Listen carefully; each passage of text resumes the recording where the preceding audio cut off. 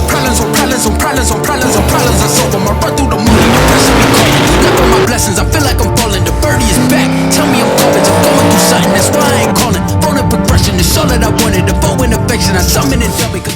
What is going on, guys? Welcome back to the channel. Another day working on the Tang.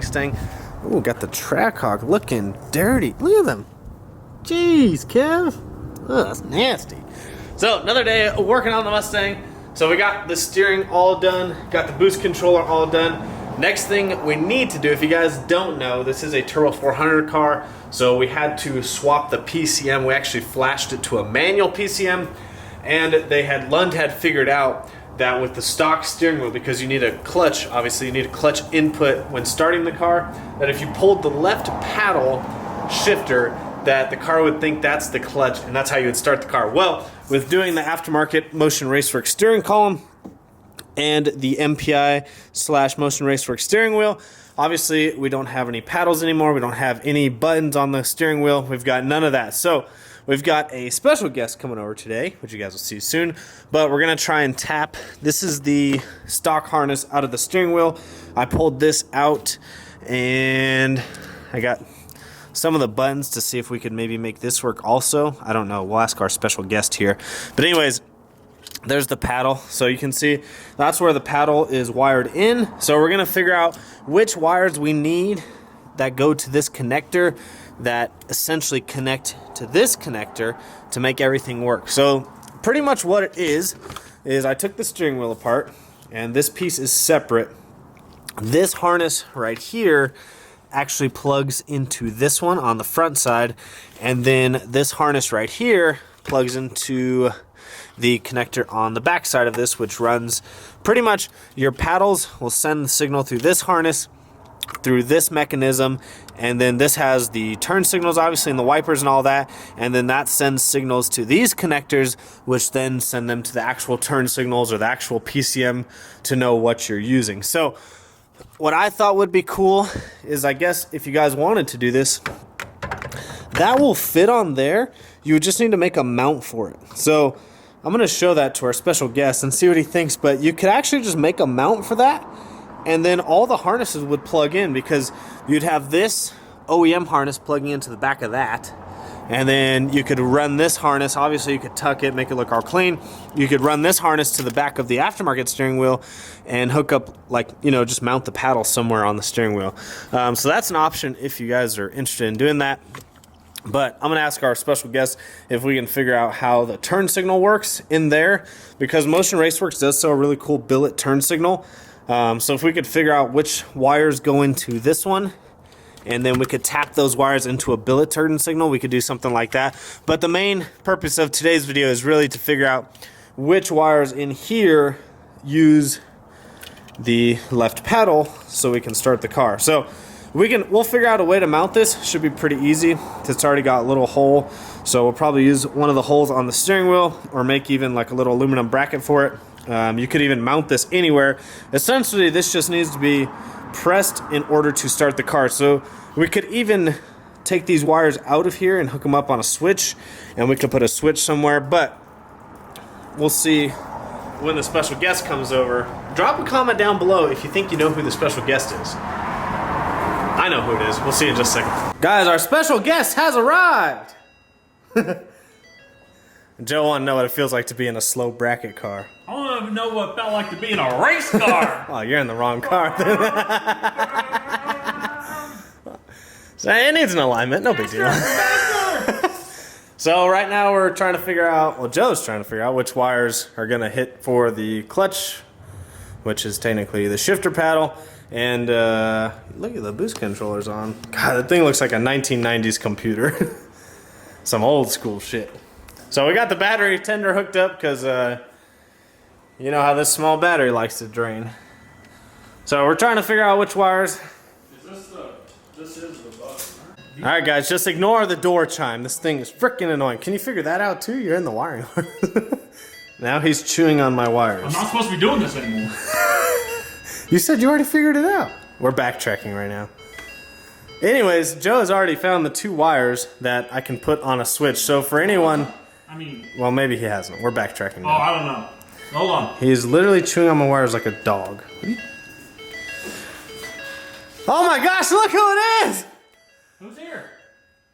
The FedEx man. The FedEx guy. Those are my jam nets, cool. I was like, what did they ship you, like a nickel? Someone owes me a nickel. Sweet, my jam nuts came in. Shout out FedEx. So we've located the 2 wires. Now we can put it on a switch of any sort. Have we located the 2 wires? Maybe. Okay, so here we go. Now, Grant, there's no switch. Are you recording? Yeah, oh yeah, we're live. Okay, so let's see if it starts. Okay, it won't start. It's dead. You're just touching them together? Well, we're imagining we are now pushing a switch. Oh, wow. Boom. Okay, so which 2 wires is it? These 2 that are cut. Just colorblind. They're, green and blue. Green. I shouldn't have said what they were and seen what you think they are. Oh, yeah, no, you should have, because I wouldn't have said that. So I wouldn't have said green and blue. But yeah, no, so I backtracked it. I just pretty much backtracked it through all the harnesses and found it. So if you want to do the turning signals, how would you do it? I don't know. I got to backtrack. So what'd you do? You showed me already. Yeah, so what I did, which I disconnected the paddle, but this one was the paddle.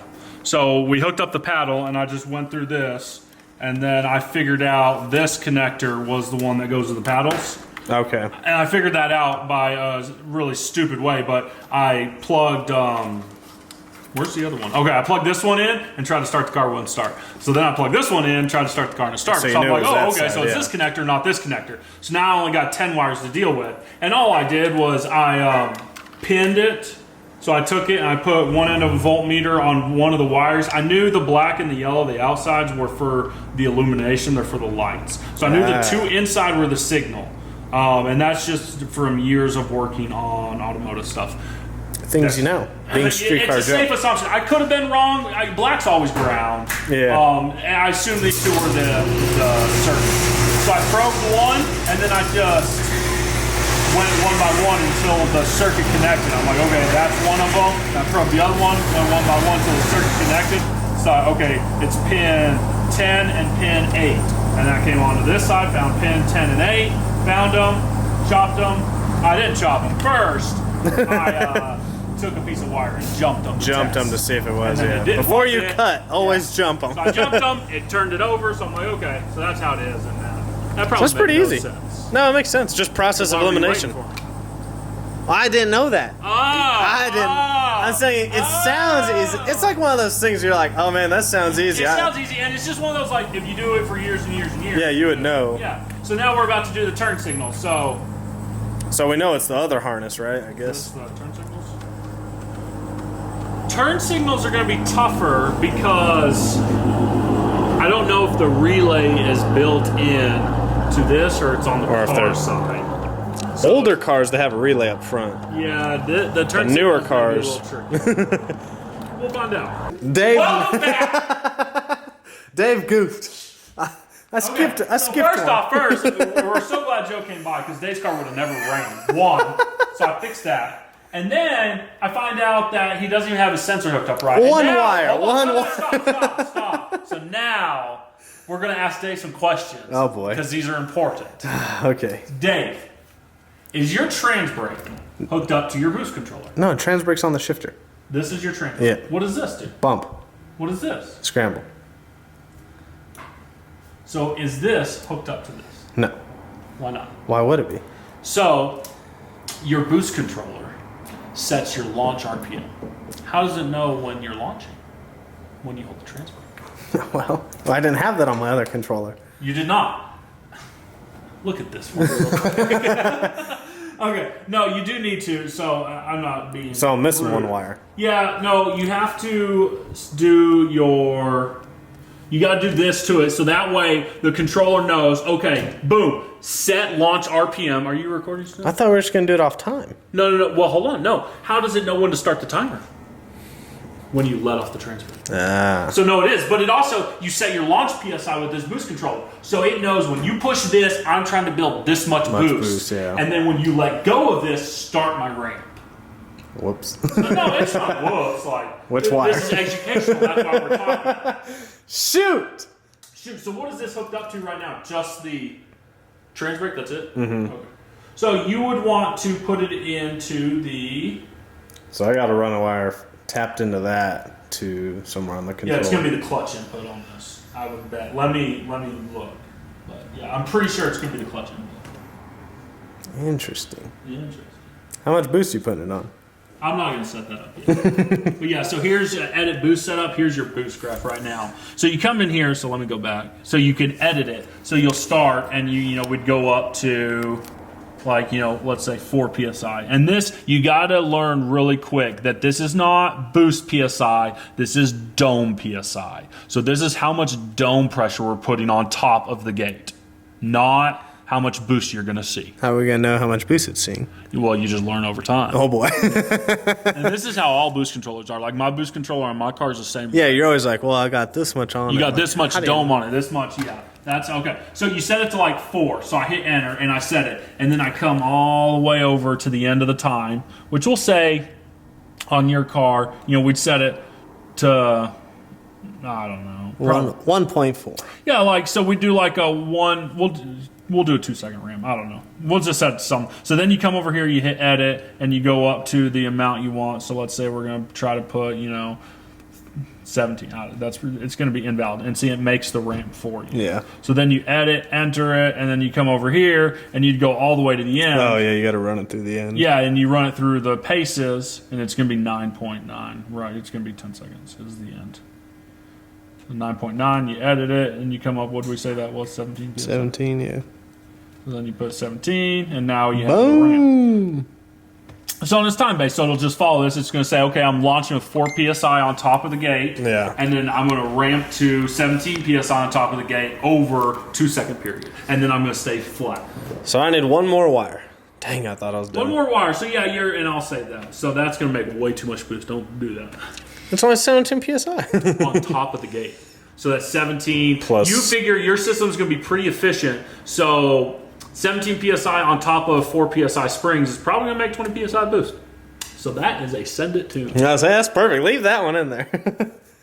That's the send the rods to the block. Wow, you got data logging on this? That's cool. That's what's different from the AMS 1000 to the AMS data logging V2 is I didn't have data logging. So I guess if it does fall off, then we know it's not the controller, it's something in the system. Yeah, so you'll be able to watch this, and you'll be able to see what it's trying to do. And this no longer, your old system had a 1 solenoid, so it could only apply pressure and let pressure through. This has an increase and decrease, so it can do both. So this is just this is going to work good for you. But yeah, so you need to set up the... So I'm going to run trans brake and here's the setup, so let me go back. So if you go into options and setup, you can have multiple setups. So you see there's 1, 2, 3, 4. So you can have different boost ramps. So you can be sitting out there, oh, the track's good, let me go to a 4. Yeah. And you go, oh, the track wasn't good last round, let me change it to a 1 real quick. And you can do that in the staging lanes during elimination. So I'll be up there testing the track, I'll be, oh, put a 2 in it. And you'll be like, yeah, go Joe! And then, bah! Instead of having to redo it every time. Yeah. So you could just set them up. And like my vet, I had all those saved. So I'd have, a no boost setup, so it's just wastegate. Yeah. I'd have, a low setting, a medium setting, and then a kill setting. So you could just go through and change them. I want all kill. And you can set one up so it's 10 PSI all the time. So that way, if you're on the street, you can open up your CO2, go to setting 1, and there's no ramp. It's just 15 pounds of boost all the time. Yeah, you don't want no ramp on the street. Exactly. So there you go. That's cool. So, but you can only have 4. 4 is the max? 4 is the max. Okay, that's fine. Probably have a gate setting and then the other 3. Yeah, gate setting and then the other 3, yeah. Or like a little above gate, yeah, and then the other 3. Okay, cool. Sweet. So, yeah, I guess I just got to run one more wire. That's set up. We got the clutch input now. Oh, and here's launch PSI, so let me go back. So you have your setups, and it tells you what you got, and then you go next, and this is your launch. So this is where you can set up, okay, this is what I want to launch at. And then you come back, and then you have your scramble. Okay, this is what I want to scramble to and how long I want to scramble. Which probably won't have to scramble now. At least with the stock motor. Probably won't have to scramble. I would say you'd want it, because it's going to be an eliminations type thing. So you're going to set up all your tune-ups, and you're always going to have 3 pounds of boost on the scramble. You'll never use it, but then one race, when you're racing, and this guy starts coming on you, you can, oh, boom, get it, and try to keep him alive. I don't have any. There's nothing left on the stock motor. I hope they don't want to talk to you. Joe's trying to blow me up. Only got so much boost I can do. So yeah, we'll probably set the launch. We had it before like 9 to 10 psi, and then we'll probably set the boost ramp up to like 17 or 18. And then when we get the built motor, who knows how high we'll go. Oh, is this not screwed in? Not yet. It's just chilling there. No, you're good, man. It's chilling there. Oh, so yeah, clutch. Okay, so you can do 12 volts or ground. Do you remember if yours is 12 volts or ground? If it doesn't work, call me and we can swap this. Oh, you have to change it in there. Sweet. So yeah, we got that worked out. Now the car can start. Jam nuts came in. Now we got those, so I can put the car completely back together. And then we can start the car in the next video, get the car running. And then I'll have to get an alignment at Joe's fabrication shop. You guys are offering alignments now, right? Yeah, really cheap. Lifetime warranty. Joe's now offering alignments. So if you guys need an alignment, it's 15% off Black Friday deals. Joe, what are you doing in there? See, no, I'm just going through it. See, and it tells you here, like I was going through the setup, and it says the launch PSI will be applied when the clutch input is on. Oh, okay. So that means when I'm holding this, It's this gonna is be going to at- go. And then that way, in the staging lanes, you go, oh, the track was good this time. Let me leave the boost ramp alone, but let me turn up my launch just a smidge. Just a hair, yeah. Yeah, and you can do that without having to change everything up. Yeah. Ideally, in a perfect world, your launch is going to start your ramp. So if you got 5 PSI on the launch, then your first spot in your ramp is going to be 5 PSI. 5 PSI. But I'd say 50% of the time, mine don't match in my setup. Really? Yeah, just because you're tweaking settings. It's like, oh, I want to hit it a little harder, but I liked how my ramp was. So you leave the ramp alone and you do it. And then it'll just launch a little higher, and then it'll continue your ramp like you had it. And it works.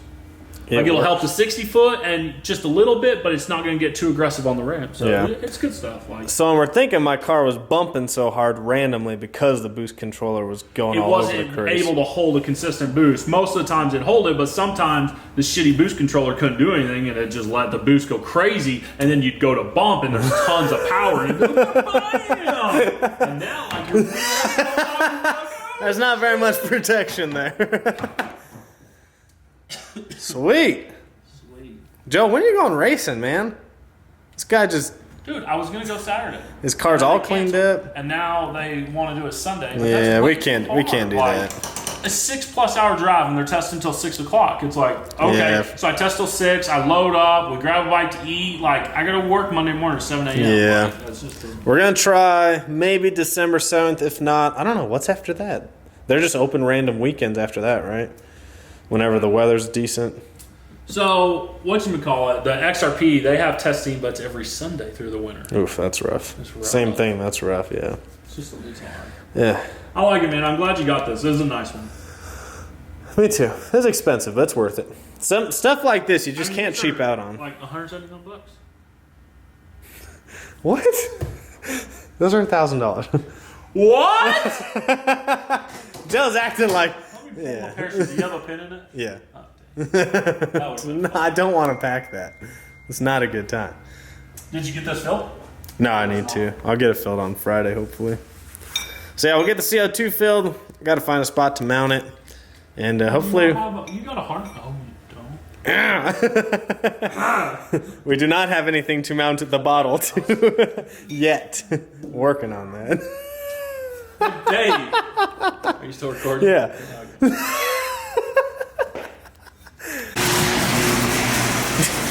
Where you going? My nails in. Oh my gosh. Shows up for 5 seconds and then leaves to get her nails done. Shout out Kennedy. I love you. Alright, we'll see you on the next one. So guys, you can tell Travis McNutt was here.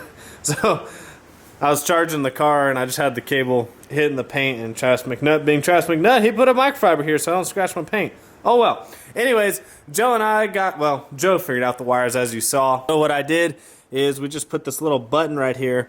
So all I have to do when I want to start the car is press that button, put my foot on the brake, and then just start the car like normal. I did finally hook up the clutch input, which will be off of the trans brake. That way, like Joe said, when we're trying to launch, the car knows when to actually start the boost ramp. So that top cord, that top wire, the green one right there, that's the clutch input, which we actually ran to the trans brake. That way when we release the trans brake, it'll leave off a certain PSI and it'll start the boost ramp depending on the time. So that's all finally wired in. I did get the CO2 bottle. It's over there. Got that filled up this morning. It's only 20 bucks to fill up, and like I said, Joe had one last him all season, but even if you had to fill it up like once or twice, 20 bucks is not bad at all. So got that filled today. I need to figure out, like I said, a way to mount that, so I'm gonna figure that out today. I've got a couple other things I need to do. Finally got some extra vacuum line in today so we can actually finish the plumbing. Like I said, this is just gonna go from the dual boost solenoid that's sitting under here inside the car into the CO2 tank, and then that'll be all done. I only had to do one more thing actually for that little fuse box that I made on the inside. I needed to make a little relay for it so it could know when to turn on and not drain the battery. So now I finally have everything on its own fuse system. Everything's good to go for that. You guys will see, I'm gonna change the battery setup. I think you'll see it in the next video, but I think I'm gonna do something different with the battery. I'm still gonna use the same Odyssey PC680, but I'm gonna do something different with the battery on the next video, which you guys will see. I got a few more odds and ends I need to clean up with the car, but we are making some progress. I did get the jam nuts in, but only one of them was correct, so I only have the tie rod in on this side, as you can see.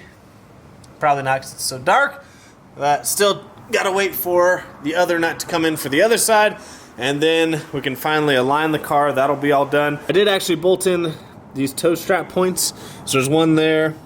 Yeah, where's the other one? One back there, and then on the other side, and then on that side, obviously. So we got 4 toe strap points. We don't have to strap through the wheels anymore. Just got these online. I think they're like 80 or 100. No, they're like 50 bucks actually. They're super cheap. I think they're like 50 bucks. So got those done.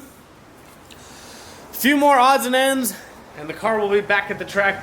There is a track rental. It's not a private rental, but they're doing like a small test and tune on a Sunday at Texas Motorplex, so I'm trying to hit that. It's December 7th. It's next weekend.